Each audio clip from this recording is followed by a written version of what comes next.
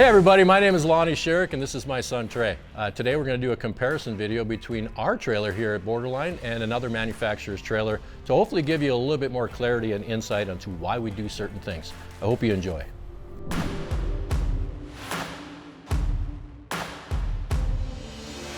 Let's talk about the compartment, number one.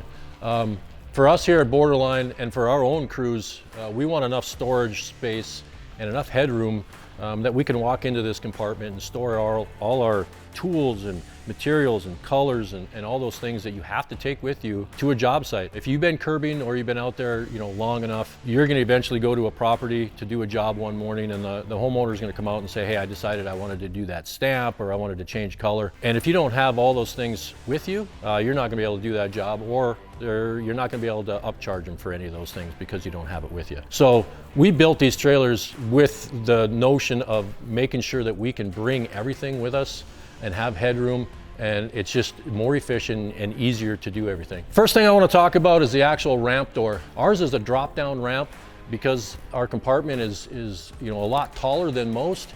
The ramp is longer, so you're going to have less of an angle to get your machines in and out. This is a lockable door. When those handles on there, you can put 2 locks on if you'd like. This is a spring assist, so you got to make sure you have your hand up here. But when it gets to a certain point, okay, that heavy spring right there, at this point right there is really, really light. You can lift it up with a couple fingers, and it's very simple. Some trailers, I should say quite a few of them, have a separate ramp, so they slide it underneath, and they might have a door here that they just open a door. But to get anything in and out, they're gonna have to pull that ramp out from underneath. Sometimes those ramps are pretty heavy, and so it usually takes a couple people to actually get that ramp up there. And then when you're done, you got to slide it back in and so on. So this is a lot quicker, a lot easier, and plus it's longer, so your angle is not as steep to get your machines in and out. So it's much nicer overall, on a job site.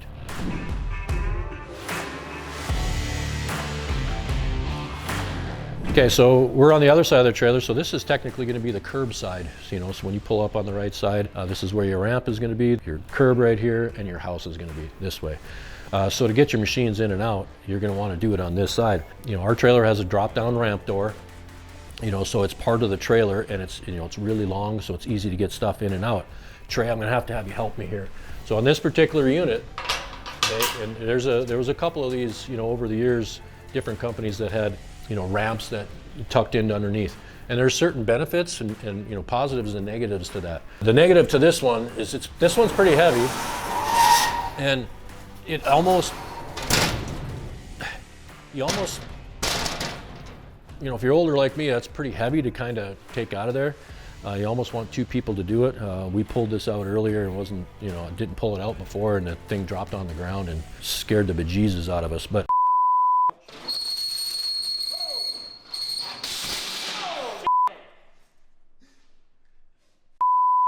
you're looking at this ramp as being a lot steeper to push your machines up. It still works, it's still good, not a problem. The one thing I do like about this kind of setup and having a separate ramp is you can use this in certain situations where you need to, let's say you're in a backyard and they have a little stream running through their backyard for landscaping. You could put this over the top of that and actually drive over it. So you do have kind of a ramp with that. But to me, I think it's a lot easier to have a drop-down ramp that you can lock and put back up. Now, for this ramp, you have to have this ramp to get your power wheelbarrow up there. So Trey, if you want to close that door, or at least push it and get it out of the way. So you're gonna have to take this, and again, this is pretty heavy, so you're gonna have to pull this over here to drive that power wheelbarrow up into there. Now, I've been told by the owner of this trailer that when they drive that up there, you can't turn it really good, and you scratch all. This used to have a wrap on it, so that got all scratched up and stuff like that. But that's inefficient because that's stuff that you have to do that you shouldn't have to, because it would just go back in here and be already done for you, because it should be inside.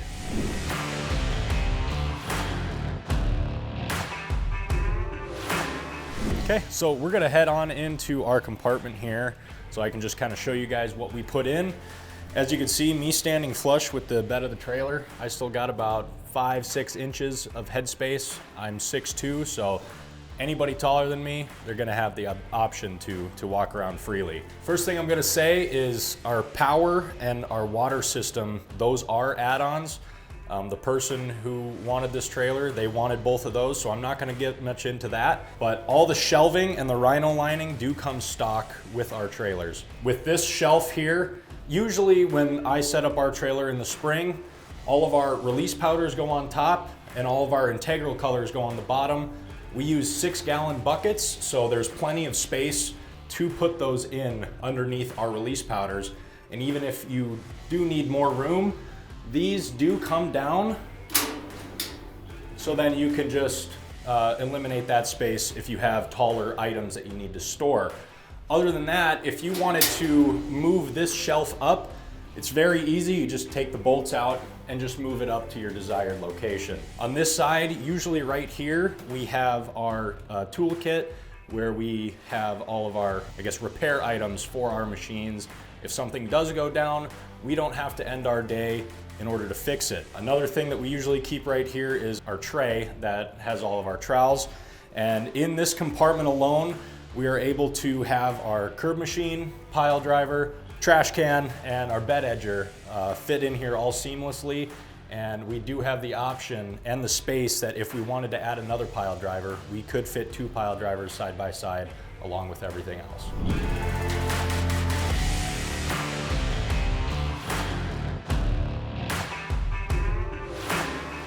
Getting back to the inside of the compartment, there's that 8-inch, piece that they had to fill in there, and you can see the welds going across there. Now that's not going to be that big of a deal getting your equipment in and out, but to me, the length of this, you could have had that go this way, and then you'd have a seam there. If you notice on the inside of this, and a compartment that's this short, this small, you technically don't need vertical supports. They're basically, all the strength is coming from the bends on the corners and on the roof, which is fine. To have 1,000 pounds of Portland on the top, to me, I would want a little bit more support in here.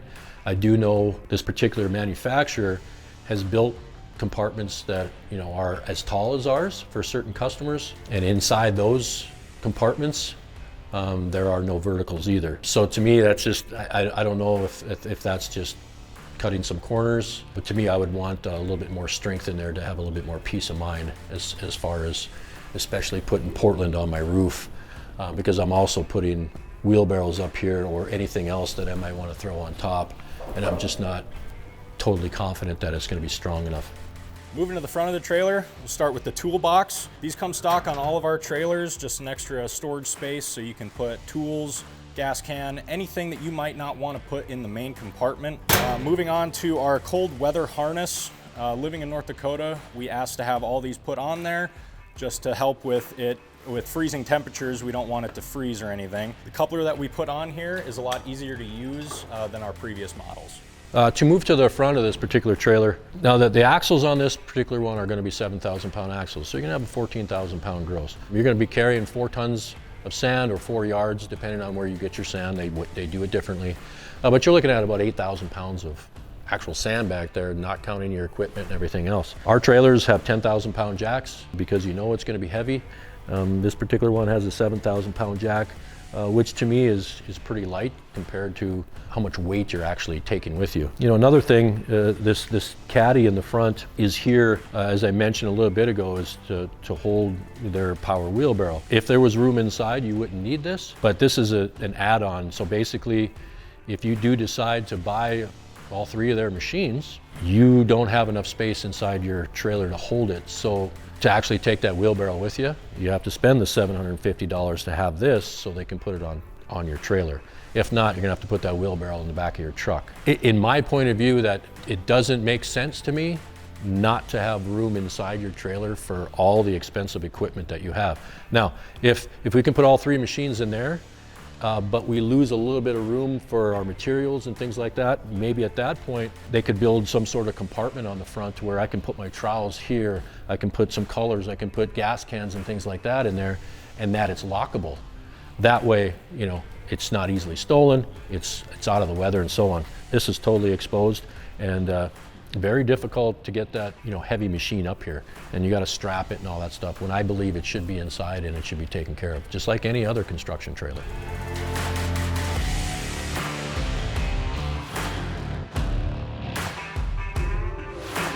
On this particular trailer, which is our Extreme 20, because it is a 20-foot deck, with the amount of weight that you're going to haul in here, we automatically put 7,000-pound axles on there with the option of getting 8,000-pound axles, okay?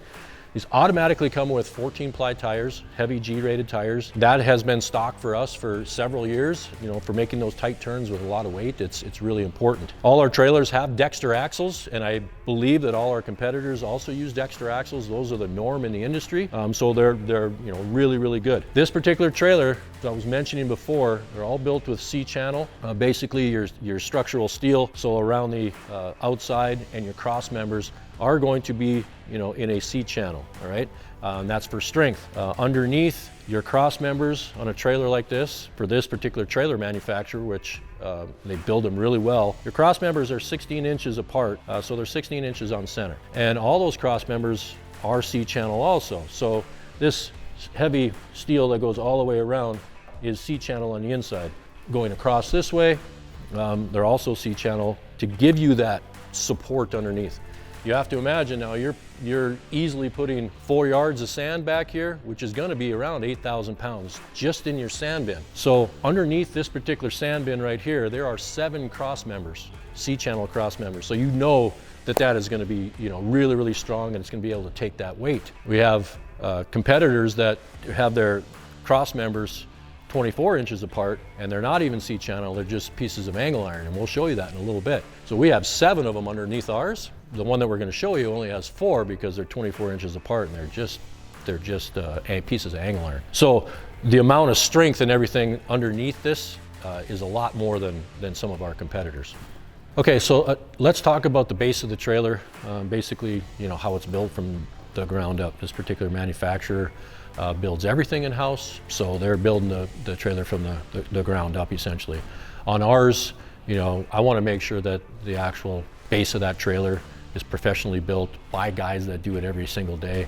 You got your warranty factor, you got all those things. So we don't build the actual base of the trailer, we purchase those, and the rest goes on top. Now, there's different thinking, or I guess different ways of thinking about structural steel and things like that. Most trailer manufacturers, depending on what they make, are usually using C-channel type steel.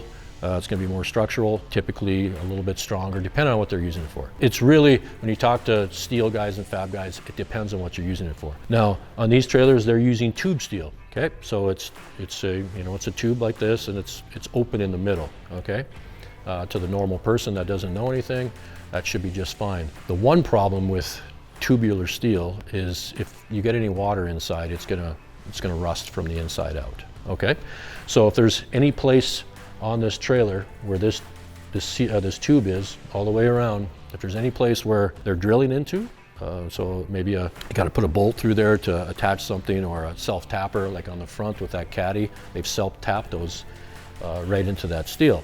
So if that is not sealed perfectly, like with some silicone or something like that, and water will start to collect in there. Now it might be years, but one of my good friends actually is in Florida.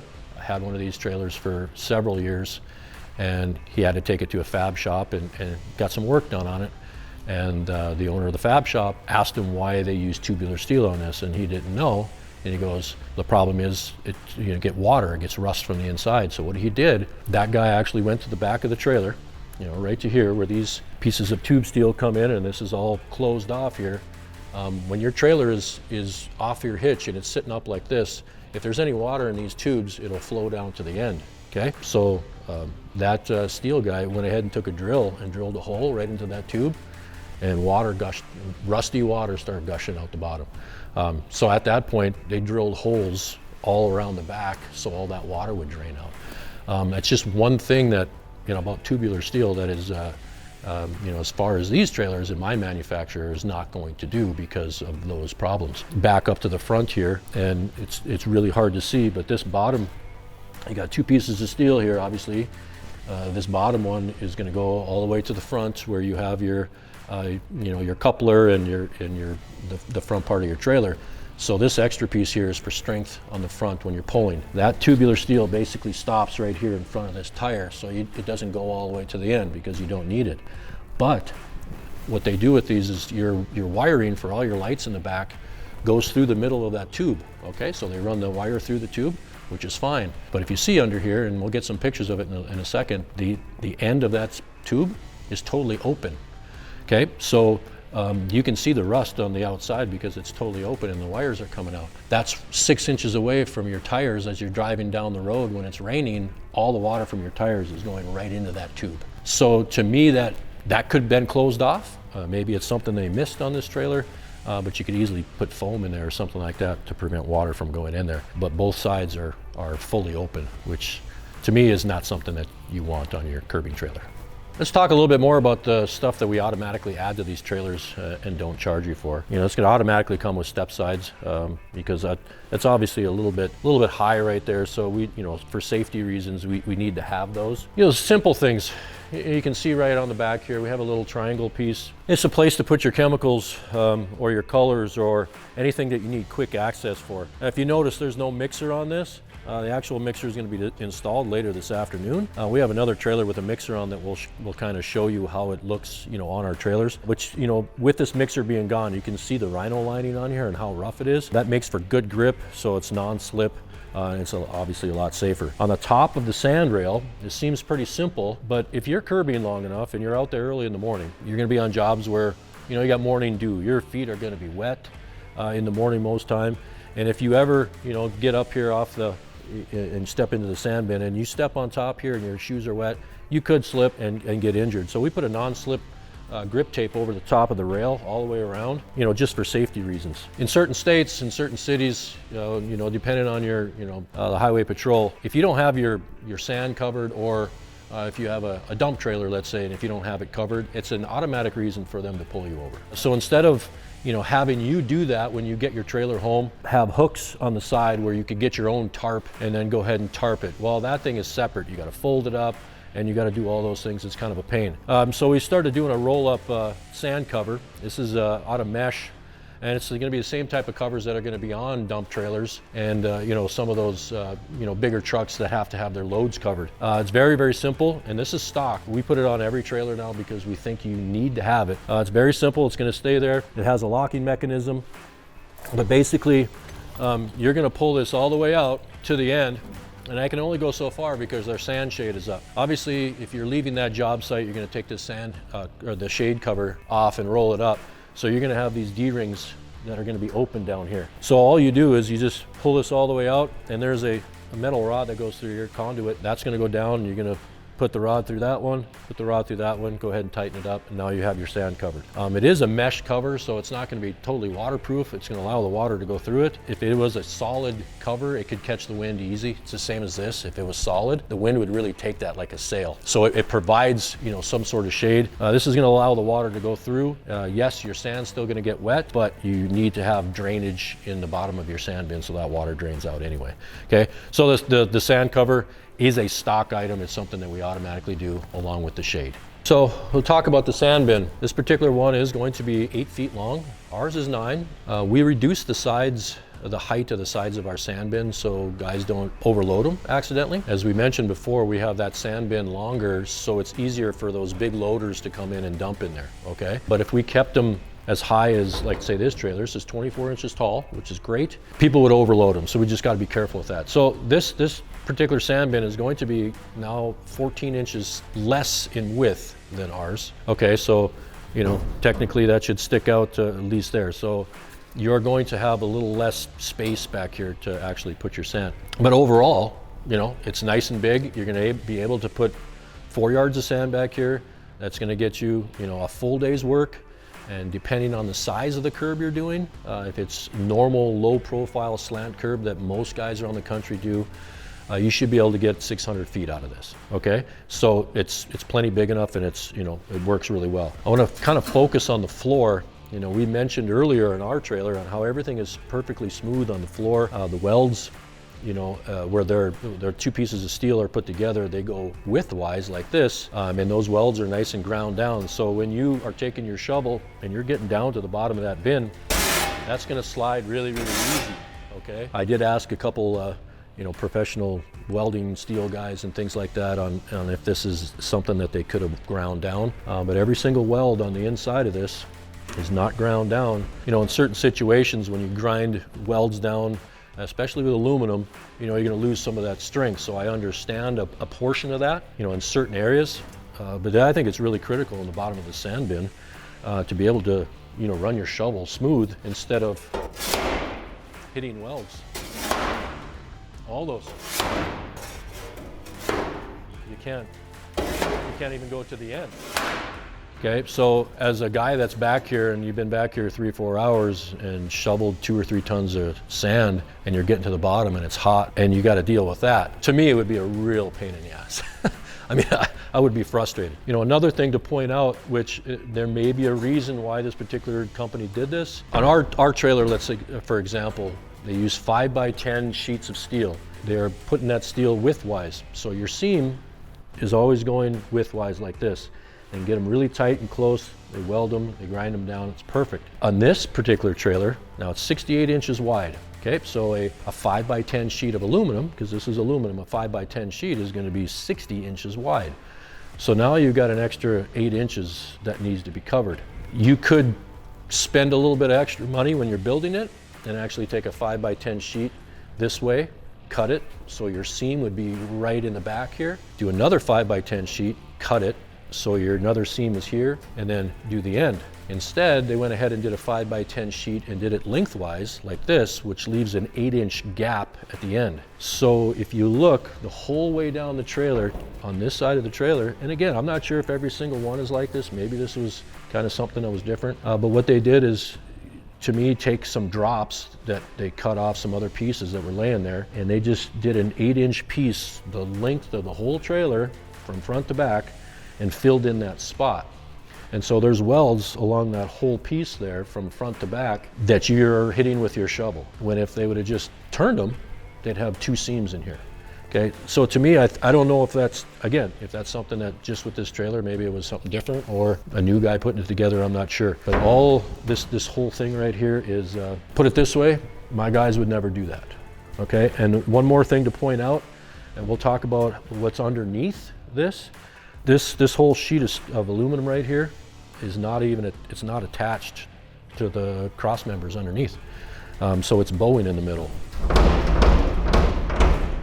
So if this thing is empty driving down the road, I'm sure it's, so there's nothing holding it to the bottom. Now there's, a bolt here and a bolt there to hold that to the frame, and there's bolts inside, but there's nothing in the middle. So to me, I mean, take it as you will. I'm just kind of pointing out these things.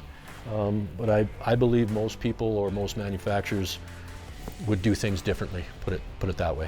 We're moving over to our red trailer. This was the trailer that I was able to run this summer, curbing for our company. We moved over here because we do still have our mixer on the back here. Our deck is 82 inches wide, so that leaves us with about 14 inches, give or take, of space to stand on that gives you the ability to check your mix safely and more efficiently. The way our manufacturer makes these trailers, our seams run widthway, and they are so tight together and the welds are ground down. So at the end of a day, when you're running out of sand, you're not gonna be hitting any welds, which is another safety thing. You're not gonna mess up your wrist or nothing. Moving into our Portland bin here, it just pops up like that. We are able to store 48 bags of Portland in here. We use the 47-pound bags, but if you had 94-pound bags, you could still throw them in there sideways and you would get the same effect essentially. With 48 bags of Portland in there, we're able to get about 4 yards of sand into our sand bin, which give or take gives you about 600 feet worth of curb. There's no reason that you're not able to transport enough Portland to finish off your sand. At the end of a day, we usually have Portland to spare and we're completely out of sand. Other manufacturers, they charge extra to have a Portland bin put in that you're not even able to carry half of what we're able to carry in stock bin that comes with our trailers. Okay, so what you see on the top of this is going to be their Portland bin. Now, for me, in my opinion, when you build a curbing trailer, we've talked about this before in other videos and things like that. There's 3 components of the curbing process. There's sand, there's water, and there's Portland. Okay. Obviously, every curbing trailer is going to have a place for sand. That's obvious. Not all curbing trailers that are built, even to this day, have a place for Portland. Now, we believe that if you're going to, your Portland and your sand are 2 of the main ingredients, that you should have a place on your trailer automatically when you buy it for those 2 things. Now, water is one of those. If you talk to certain curbers around the country, they don't mind, having 100 feet or 150 feet of hose in their trailer, so they can connect to the house. So what we do on ours is we leave that an option. If you want water in your trailer, along with power and things like that, that's one of the options that you can have. If you don't, you can certainly run a hose. But if we didn't have a place for Portland, to me that it messes up your whole efficiency in your whole process of curbing, because you're moving your Portland 3 times. You have to put it in the back of your truck in the morning or wherever. You get to the job, you got to take it from the back of the truck and stack it on your fender. That's what we used to do years ago before we did all this. And then from there, you got to grab it from the fender and put it in your mixer. So you're doing it 3 times. It's not efficient at all when you could just put it in the back of your trailer and take it to your mixer. So there's companies that don't even offer that you have to put it in the back of your truck. Now, this particular manufacturer gives you an option to put Portland on your trailer. Okay, great. I think it should come with your trailer, but that's fine. This particular bin, I guess, does not hold enough Portland to do the sand that you can carry. I'm not sure if this is something that is purchased somewhere and then they put it on top and then add the things up front, because up front on the top of this you can put your wheelbarrows and stuff if you have regular wheelbarrows. So what happens with this is this cover will come down, this top opens, that. So you can put Portland here, which is great. And now what I've been told by this particular customer that owns this trailer is you can only carry about 20 mixes up here. Now, I'm sure you could probably stack a few more, maybe on top or whatever. So I'm not sure if 20 is the limit because of weight, because it's sitting on the roof and you don't want the roof to cave in, or that's just all they give you. So you can carry sand to do 600 feet, but technically you can only carry enough Portland to do 300. So you're still putting extra bags of Portland in the back of your truck just to empty your trailer. This particular option right here to get this Portland bin is $3,600, which to me is astronomical because I don't think they make this. I could be wrong. I'm just looking at some of the welds on this thing and the welds look really good. So that's why I think they may have bought it somewhere and put it on. If this is $3,600, you can only do 20 mixes, then our trailer, where we can hold 48 bags, we should be charging $7,000 or $8,000 for that Portland bin. That's the way I kind of look at this. So this to me doesn't make sense. It should be bigger to haul enough Portland to do all your sand. If not, you might as well make your sand bin smaller to only haul 300 feet because that's all the Portland that you can bring with you. The one thing that this company really promotes is the use of aluminum. Now, yep, aluminum doesn't rust. To have everything on top here in aluminum is going to be fantastic. The bottom of the sand bin, you're dealing with wet sand and so on. It's fantastic. To have the aluminum on a steel frame kind of takes the rust thing, out of the conversation, because if you're driving down the highway, all your water is on the road, and so your steel deck and your steel frame and all that stuff is going to be exposed to any type of moisture and is going to rust. So in my opinion, if the main viewpoint of them selling their trailers is about using aluminum and not rusting, then I think the whole trailer should be aluminum from top to bottom. And then that statement, I guess, would kind of have credence or make sense at that point. Either you do it all in steel or you do it all in aluminum.